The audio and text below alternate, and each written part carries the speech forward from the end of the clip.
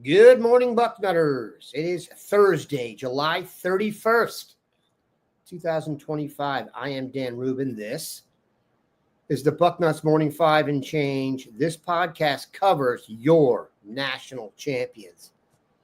Fitting that we say that today and that your Buckeyes are on the practice field for the first time officially for the new season as they attempt to reestablish or defend their title. Some people don't like the term title defense because it's a different team. However you want to talk about basking and being the winners, I'm good with that. We will talk about that today. Of course, Mother Nature has not complied. It's raining pretty much all over the state right now. I am in Southwest Ohio. My guys are spread out in Central and Northeast Ohio. Rain everywhere. We've also got multiple guys at practice, so whatever you do, make sure you keep it locked into Bucknuts all day. Those guys, Steve Hellwagon, Dave Biddle, and Pat Murphy, will be letting you know how everybody looks, what they look like, who's wearing what numbers and such in person. If you go to the site now, they've already posted the practice program as we update that. Lots of little type if you can handle it. We're going to talk plenty about that. We're going to get into some cool video and then really cool video at the end for those who like a little, those who like fun and a trip down memory lane. All right. One thing we definitely need to know is today could be kind of stressful for you. How are you going to wind down? A healthy happy hour. Then you need Cornbread Hemp, one of our best sponsors, your healthy happy hour. Lay off the booze and start with America's first ever USDA organic THC gummy. 1-to-1 THC to CBD ratio, 10 milligrams of THC per gummy, no harsh solvents, Farm Bill compliant. Perfect for adults over 21, like we said, completely legal. Special offer for Bucknuts Morning 5 listeners. Get 30% off your first order. Use promo code Bucknuts at checkout. cornbreadhemp.com/Bucknuts. Use code Bucknuts for 30% off your first order. Cheers to a happy, healthy hour. Gentlemen, we made it. We are done crafting content out of thin air, although the Buckeyes have done us well all off season. Practice has started. Our guys are there. And as we said, Mother Nature with an early curveball. Not that will deter them in any way. All right, Bill, beauty before age here. Who is the guy we need to know about that's a freshman that you think is just going to take Columbus by storm? Well, that's a good question because even though Ohio State's roster is young, certainly going to see the share of new guys. It's still very talented. And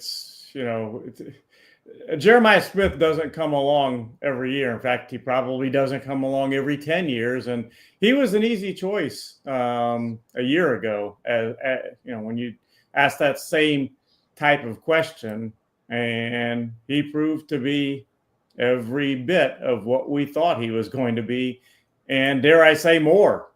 So there, I don't know that when you look at the top guy by ranking in the 2025 class that's now on campus, that was Tavian St. Clair.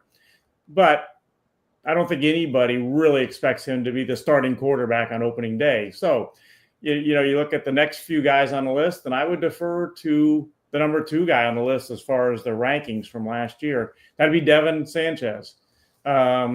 I think it's going to be, well, they flat out told him, you come in expecting to play.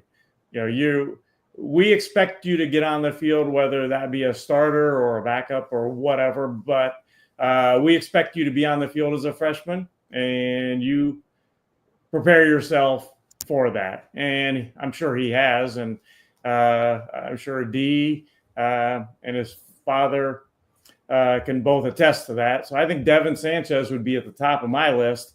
The guy that'd be the very next guy on my list, just on talent alone, would be Quincy Porter. But we all know that Ohio State wide receiver room is pretty darn stacked.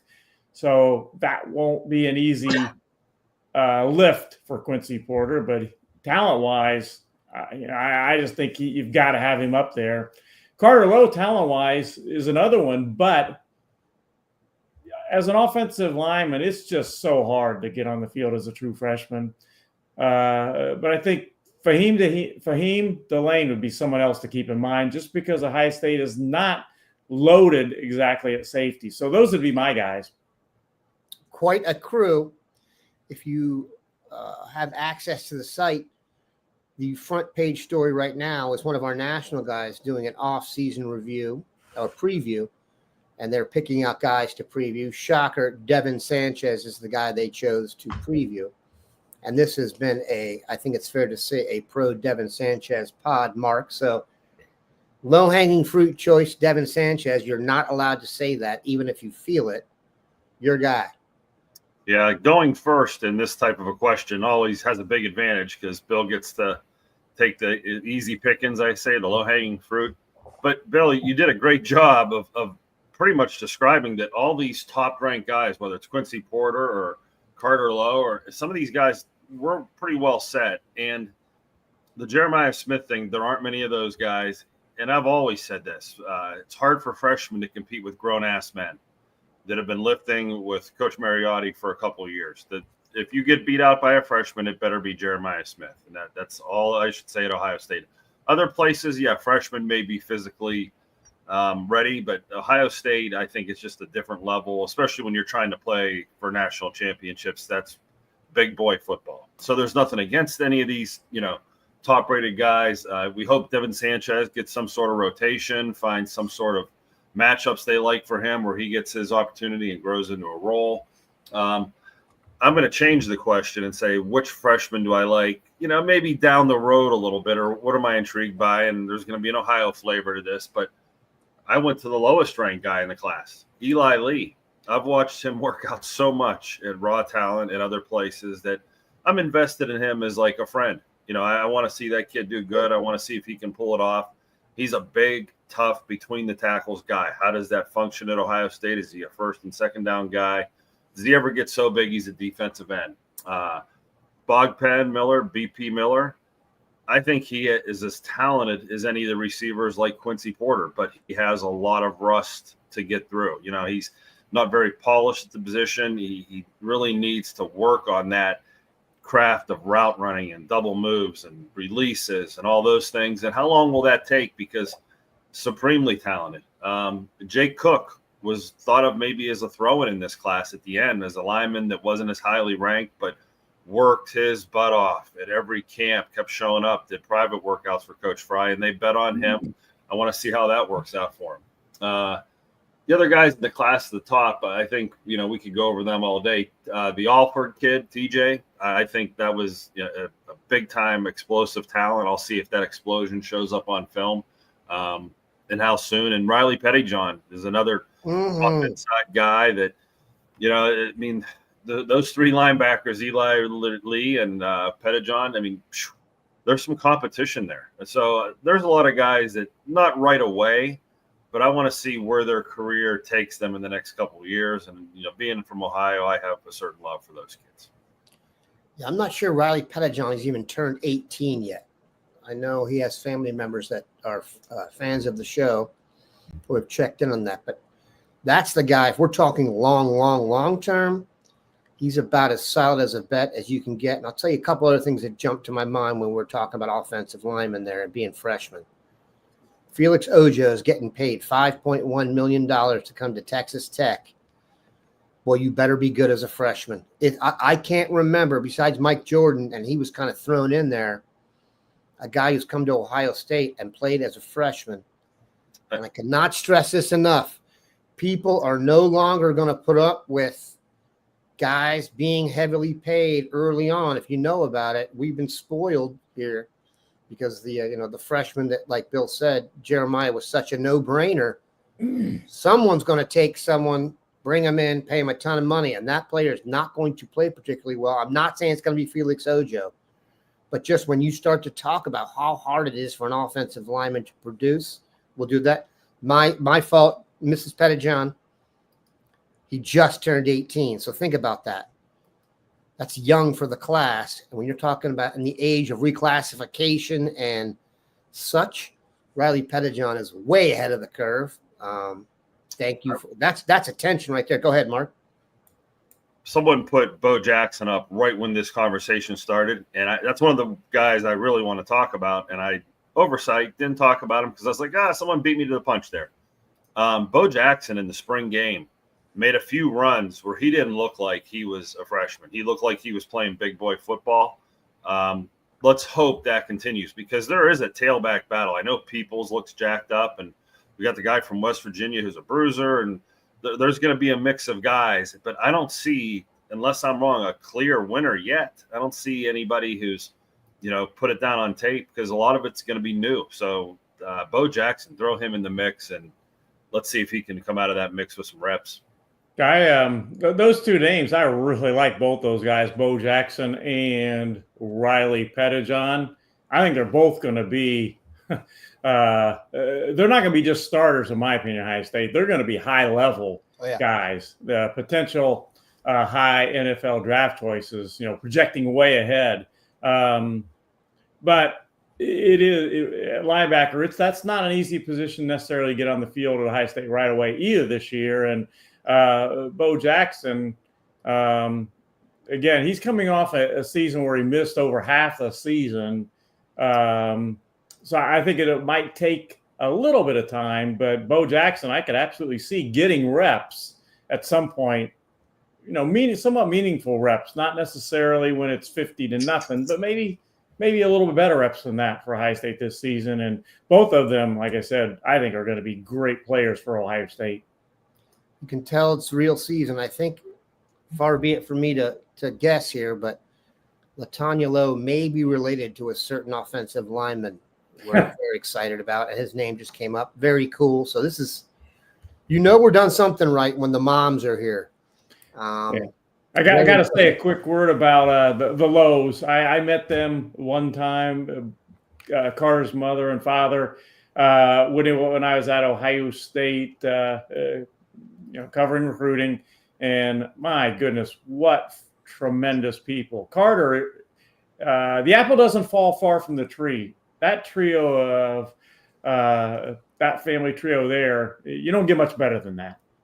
I'll tell you what you do get, though, and I say this as I'm sending 3 children out of my house to 3 not foreign destinations, but everyone's leaving. I don't think Ms. Lowe will be doing as much cooking as Carter will now be on to the Ohio State nutrition system, much like my 2 sons. That kills you about an hour of the day when you're having to cook for the athletes and stressing health, and then all of a sudden you realize they can't eat processed food, so you got to do the process, etc. We are excited to have the moms here. Good stuff there. All right. Another thing that jumped out to me, Bill, when you said Quincy Porter, how about this statement from Dave Biddle yesterday? And I went through it, and I think he's right. But think of how you want to talk about wide receiver you. Work with me here. I think we'd all agree the top number 1 receiver in the country is Jeremiah Smith. I would make the argument, and so did Dave, the top number 2 receiver in the country is Carnell Tate. If we're doing that, the top number 3 receiver in the country, who would you rather have than Brandon Innes? The top number 4 receiver in the country, who would you trade for Mylan Graham? Now you're into the number 5 receiver on your team. You want it to be Bryson Rogers or Quincy Porter? You could make the argument that Ohio State has the top number 1, number 2, number 3, number 4, number 5. I'll even go number 6 receiver in the country. Bill, I know it's not Buck Rational Observer, Buck Nuts, but am I and Dave, are we so far out of line there, or is Ohio State once again proven it is wide receiver you beyond the shadow of a doubt? Isn't it great to have Brian Hartline at Ohio State, as you go down that list? And, you've got those guys and more coming. Mark mentioned one of my favorite guys, BP Miller. that was a Hartline find. And that's a find that is going to be a big-time player for Ohio State. I really feel like eventually. Going to take a little time because he did not play wide receiver in high school, but he's going to be big time. And yeah, I can, as you go down that list, Dan, I think you can make a good case for that. Again, I don't cover every school in the country, but I cover Ohio State enough to know that those guys that you mentioned, they are, in my opinion, I think you can make a case for them being as good as anybody in that list order that you put them in, Dan. What do you think, Mark? Hyperbole or fact? As a scout, it's my job to be rational and not be buck nuts and kind of keep the rein in. But yeah, I agree with everything you said, and it alludes to the problem we talked about a couple of podcasts ago. When you have the best fifth receiver in the country, I see the comments. Someone's going to want to buy him because there's no way we can possibly pay him what number 1, 2, 3, and 4 are getting. So yeah, Dan, they're going to clip what you just said and send it to all these staff rooms that need receivers and say, Ohio State's got this plethora, and Bogpen Miller might be the best developmental prospect and receiver in the country. So it's nice to have Brian Hartline, but as a scout, I don't think it's being buck nuts at all. I think that is a very rational, and I think the NFL, when they draft these guys and Jeremiah goes and then the next guy goes in the first round and we just continue this streak, it's legendary. I mean, Brian Hartline is really I hope we don't lose him as a head coach somewhere else because his recruiting alone is an unsung hero to this Ohio State team and how they're bringing in talent, not only at his position, everything he touches. I mean, it's not like he doesn't talk to other recruits and, he's an offensive coordinator now. So that whole entire offensive, lineup is going to be somehow going through his mind. Do I want this lineman? Do I want this tight end? And he's got to approve all this stuff, even if the tight end coach says, hey, here's who I like. So I think we're going to see, his recruiting prowesses. We're going to have to give him more credit going forward as he's an offensive coordinator and bringing in all positions, not just receiver. So let's hope it continues there. Speaking of continuing, has anyone ever heard of Chris Henry Jr. and Jameer Brown? Those guys are already committed to Ohio State. I think you can make the argument it's the best receiver in the next class and class after that. So it is not hyperbole to say that Brian Hartline is on the greatest run of all time recruiting wide receivers in terms of their production on the field and in the NFL. We know this. Very impressive. Also impressive, Viore. Everyone has seen Viore clothing out there. It's spelled Vuori. It's pronounced V-or-E. Viore. Believe me, I'm looking at the phonetic spelling here. I've been pronouncing it wrong.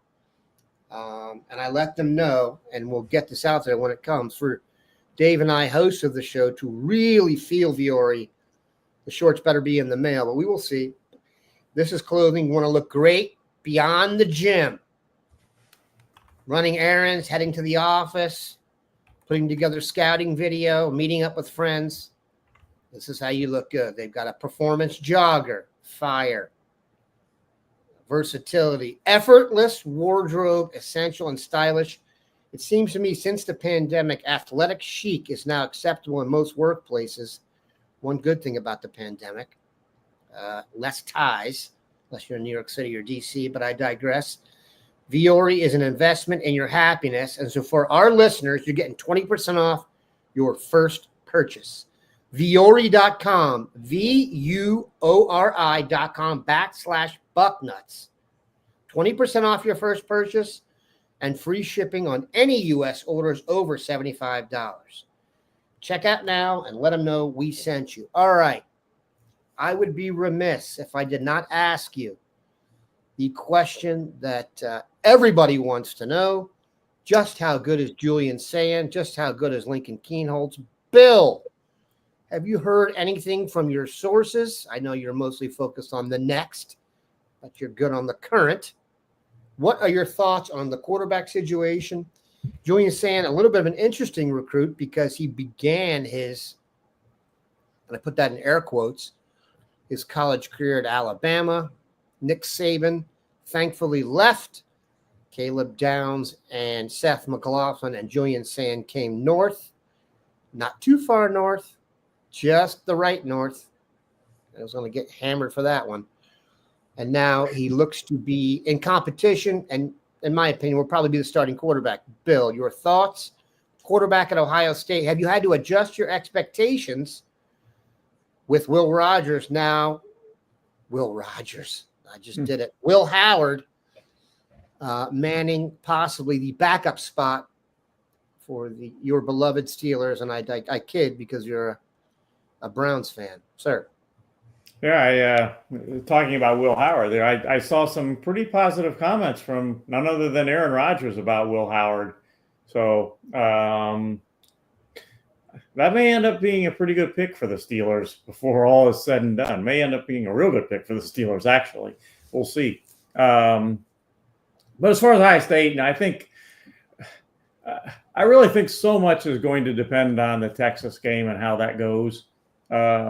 And I do think that these two guys, Sayan and Keenholz, will battle it out over the next few weeks for the start in that game. If things go well with the game, Sayan and Texas against Texas and all, I think that obviously that'll bode well moving forward. If they don't go quite as well, I think it'll be interesting because you have two games right after that, let's be honest, those aren't going to be competitive games. So that would give you a chance to sort it out over the next couple of weeks. I think if I remember right, it's two pretty non-competitive games followed by a bye week. That's a lot of time to sort things out if you need to. Obviously, whoever wins, and I still continue to hear good things about Sayan. Not that I don't about Keenholz either, but whoever wins that battle and things go really well against Texas, then I think it's kind of obvious. But if they don't go quite as well, I think you're going to have a great chance to take a good look at two guys in game action and then a bye week before the next real game, so to speak. Mark, your thoughts? I don't think we know enough about the situation yet. I think the spring game showed us a little peek into it. We're saying looks ahead, but I think Keenholz is better than people give him credit. I think that, final game of the playoffs or whatever it was a couple of years ago really didn't put him in a great spotlight. They were scrambling to get a quarterback ready, and next thing you know, he's in there, probably not as ready as he'll be. But the Sayan hype train would have him sitting in front right now. And we've been a part of that. Julian's done a great job throwing the ball, obviously, but yeah, I think these next couple of weeks, you're going to see, a pecking order have to be established. Sometimes I worry that coming out of spring ball, they don't make a decision because they don't want the other one to leave. There's actually we still kind of don't know. We're going to need a few more weeks of camp where every staff room I've ever been in, when everybody talks freely, they know. Oh, they know. They know who the guy is. And they say, okay, we know, but is it a 60-40? Is it a 70-30? Is it a 90-10? If it's a 90-10, we probably should let the whole world know because it's that obvious, but it must not be. It must be in the 60-40, 70-30 range where there's still a chance it could flip-flop. And I'm just, laying out hypotheticals. I'm not in the staff room. I don't know if it's 65 or not, what the percentage is. I do know this, as you guys were talking. Playing Texas week 1 puts camp in a totally different spotlight. If there were a couple warm-ups, Youngstown State and a MAC school, and then a bye week before you played anybody, the intensity of this battle would not be where it's at right now. And I think I personally would like it as a coach because everybody's hair's on fire to get ready for Texas, and that's what freaking training camp should be. It should be a hair on fire. We need to get ready for a season. I'm not saying it's a country club mentality, not, hey, we have like a JV scrimmage week 1, and then we're going to play a okay team week 2. So you guys have some time to feel it out, figure things out. Hair's on fire. Let's go play some football. And I can feel that already.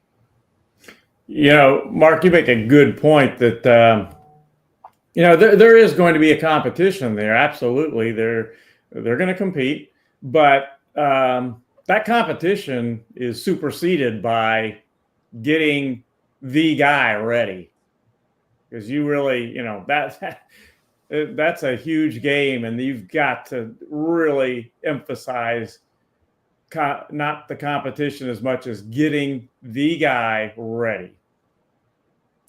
And there's no and question. You know what? Even if you don't know who that guy is, Bill's right. Someone has to see the game plan and start working on it every day. And if you find out after that game you got the wrong guy ready, okay, you can make that switch by week 2, week 3. But you're right. A competition, if you had a few warm-ups, could go on for a few weeks. Didn't we do that in the past where they kind of got 50-50 reps for a few weeks and really let things play out? Where now, even if it was in the heart of hearts, every guy in the staff room said it's a 50-50. On my kids, on my children, it's a 50-50. The next question is, we got to pick one to get ready tomorrow, even if it's a 50-50. And we can't get both of them ready. We got to go hard with somebody because there's just not enough reps when you split them up that much. And let alone there's other quarterbacks that need to get reps too, even if they're not part of the mix yet. This is a first world issue, and a good one. You want to have multiple quarterbacks. I don't know if people remember this.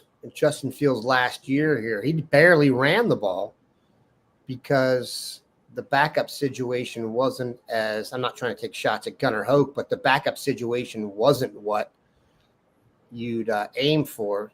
And you see how Justin's used in a vacuum when it's just skills.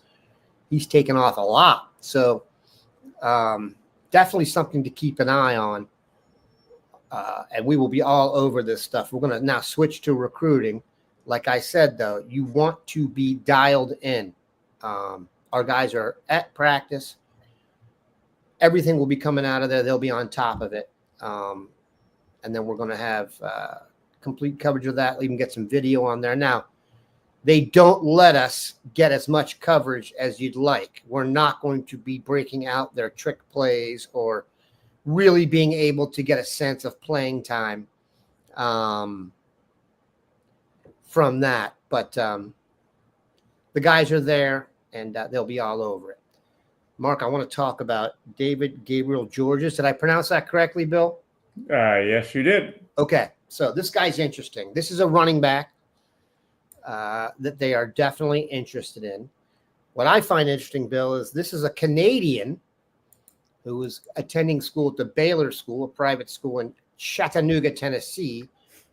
And lo and behold, we talked about it in the boarding house yesterday, a running back, Zach Rebelliou out of Georgia, who likes Tennessee and Ohio State. And I get the sense from looking at this that Gabriel Georges also likes Tennessee and Ohio State. If you look at his visits, he went to Tennessee. He's been there multiple times. He visited UNC. He visited Ohio State. He visited Georgia. Before we break out the video, Bill, could you bring us up to speed on not only this prospect, height, weight, speed, all the good stuff, what you think of him, where he fits into recruiting in the class, and then how interested you think he is in the Buckeyes and where we go from here? Well, if you put the running back, 2027 running backs on a board of High State board, he would not trail anyone. Let's put it that way. He's that good. And I watched him in Ohio State's camp. You mentioned his visits, Dan. He did go to Ohio State. He did visit Ohio State right at the April 12th, actually, right at the spring game weekend going into that. He did visit Tennessee after that, May 31st. He was back at Ohio State for a camp this summer, and gosh, he's very impressive. He looks like as Urban Meyer would say, a growing you-know-what man. I mean, his thighs are huge, physical runner. Yeah, I was very impressed with him. And I think I wrote an article shortly after that. I can see why he's at the very, one of the very top, at the top guy on Ohio State's 2027 board. They want two running backs for 2027, especially considering They only have one now in their 2026 class, and they wouldn't mind having had two of them in that class, but they have only one. But if you told me I could have two good running backs or David, Gabriel, Georges, I would probably go with, I'll take Georges as my one guy. I like him that much.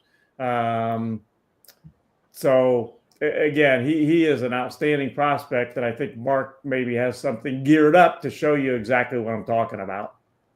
And we'll get to that. I was searching for kind of what I call the Dwayne Long advantages, the last visit, first visit things, when they were offered. Ironically, Tennessee offered him July 31st, 2024. Ohio State offered him August 1st, 2024. So 24 hours in the mix. I think that will not be held against them. We will have a Buckeye in the Sky coming later today, and we tease you with this from the great Mark Porter. Before we get started, one more point on the quarterbacks. At a certain point, you got to let the team know that we have confidence in somebody, that this is our guy, and this is the guy taking us to Texas. We believe in him. We picked him, and then you kind of rally around that. I think unless these two guys are absolutely lighting it up every day and the team's behind both of them, which could happen, you got to kind of steer the team to, hey, here's our leader. Okay. Back to the running back. Bill, I like what you said. If you could take two running backs or one running back, what would you take? This guy is a 3-down running back. That's why you take him. The rarest thing in the NFL is to find those Saquon Barkleys or Bijan Robinsons at 6 foot, 205 pounds. He does the between the tackles, but you're going to see a series of look at the sprinter speed where he just blew the angles of 3 or 4 dudes coming pretty hard at him. And he's going to do the same thing here, split secondaries. You see the vision, the breakaway speed. So he is a complete package. I thought he's a little like J.K. Dobbins. Has that bigger size, the 200-pound size, but look at the jets here again, the sprinting speed. And it's hard when you're making one of these films not to show these runs up front, and they take a little time here. But he has a lot of jitter to him. You're going to see him in the hole make some moves. You're going to see power. You're going to see stiff arms. He shows the whole bag of tricks. I'm sure Dan's going to make you tune in later today to see the whole bag of tricks there. But anytime you can find those guys that have like bowling balls as shoulders that can go in there in between the tackles and hammer people, but then when they get in the track, they can go win the race. That's the 3-down guy right there. And as long as he can take the pounding, which, I allude to the shoulders and the lower body, that's what it takes. These 190-pound backs don't really make it to the NFL. And if they do, they're, like Travion Henderson's going to be interesting to me. Is he going to be James White, or is he going to be a big-time back in the NFL that, is like a fantasy football star that never comes off the field? What will he be? Because I think he hovers right around or right under that 200-pound mark, and where this kid in high school is already at 205. So, and I know that this is like something we don't talk about, but these players wear down after camp. So whatever their listed weight is right now, everybody's about 5 or 10 pounds lighter week 3 or week 4 just because of the grind of the season. So a 200-pound back listed is usually playing at 190 sometimes. Get him in the weight room, a little old man strength, a little maturity. He looks to me like he may weigh what Dobbins weighs. Dobbins is a little more compact, low to the ground guy, probably 5'9", 5'10". Yeah. This guy looks like he got a little bit more of a strider, but like you said, the NFL has changed. Ohio State has changed. The combo back, the dual back approach. You can be picked in the first round and be Jahmyr Gibbs now. So we'll see. And I think the expectations are super high for both Quinshon Judkins and Travion Henderson. Yeah. All right, I'm going to read. Eric Turnbull, a nice comment there. I see. Not a bad. He says, referring to David Gabriel Georges, he says, I see Judkins with more sizzle. That's an interesting take, and I wouldn't necessarily disagree with that. As Mark mentioned, his speed and all, David Gabriel Georges. Definitely faster than Judkins. He doesn't. Judkins has a certain running style, a seek and destroy mentality when he's running that's kind of hard to replicate. Very impressive. I'm going to read an ad here, and then we're going to do something fun. And if you don't like fun, you've gotten 35 minutes of quality content here. So this is in addition to what we usually give you. So remember that when you're going to complain about digressions, etc. No Cowboys coverage today, though. Well, here's what I do have. Ridge wallet. Look at this thing. You didn't even know. You forgot about it because it's so small. It's great. This thing's the best. This is one of our best sponsors, too. Ridge wallet. The modern wallet, not the George Costanza sit on your butt, strain your sciatica wallet. Unique, slim, modern design. Holds up to 12 cards plus your cash. Lifetime warranty. Literally the last wallet you'll ever have to buy. Digital pickpockets. Who knew those even existed? They're always ahead of us. But guess what? No issue here because it's got RFID blocking technology. You knew what that was and you wanted it. You're going to get it. Losing your wallet is also the worst. No longer an issue. Air tags, just like your ear pods. Track those down and attack the culprit on their own terms. For a limited time, our listeners get 10% off at Ridge by using code Bucknuts at checkout. Just head to ridge.com and use code Bucknuts and you're all set. After you purchase, they will ask you where you heard about them. Please support our show and tell them our show sent you. Once again, we are now into the fun part of the show. And that brings us to a little bit of a history lesson. Scouting Ohio, believe it or not, predates the Bucknuts Morning 5, which is the longest running podcast in the space. I know that because it used to require a 25-page Excel spreadsheet and how-to to get it done, and then it would take us hours to edit it, and then no longer. Now it's all slip, fine, and in a boodle. But guess what? We've seen some great players come through Ohio. I use a term called werewolf to describe just the outlandish talents that we see. Usually this is a linebacker type. Now, the very first werewolf was a gentleman named Jordan Hicks from Lakota West High School in Westchester, Ohio, just outside the great city of Cincinnati. Now, why do we do this? Jordan Hicks came down to, Bill, you remember his final three? I'll let you guess. He chose Texas over Florida and Ohio State. So this was pre-Urban, because let me tell you something. If it was post-Urban, Jordan Hicks would be a Buckeye. There's no doubt in my mind about that. But this was the first video I ever saw where I jumped out of my seat. And you're going to see why. Jordan Hicks, by the way, just retired from the NFL after a great 10-year career. He was expected to be a key cog for those Cleveland Browns. Shocker, the Browns got unfortunate news, as they are wont to do, and Jordan Hicks has stepped away from the game. So this video won't be as good as the modern technology you now see at Scouting Ohio as they lead the market in all things digital football. But you're going to see Jordan Hicks in style here. And if you want to know the original werewolf, this is the guy. Mark, please take us through this. So I definitely went back in my memory. 2005 is when Scouting Ohio started. There's about a minute of this film that'll play before we get to the plays that Dan really wants to see, the chasing Braxton Miller down. He has a vivid memory of that.